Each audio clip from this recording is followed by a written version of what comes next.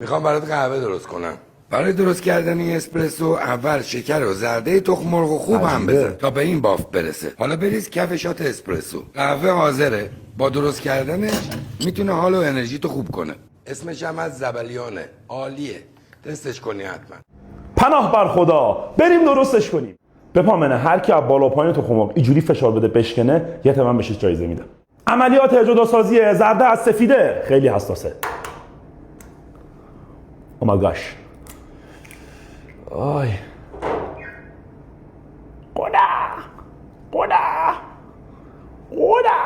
میگم چرا تخم مرغ خوبه ولی تخم سگ فوشه؟ شکر میریزیم. این شکر شیرین نی. شیرین واقعی تویی که داری ویدیو رو میبینی. گدابازی دنیال یه قاشق دیگه بریز. با خودمون بودم اینه. میاو. شروع کن هم زدن. انقدر هم بزن که به این بافته برسی. یه عملیات حساسه دیگه. اصل لامصب. یه شات قهوه برو روش.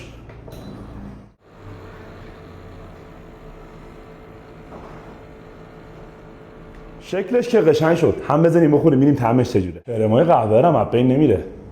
بخور و بگو به به. آقا واقعا به به. خدا وکیلی خوشمزه شده. واقعا فکر نمی‌کردم.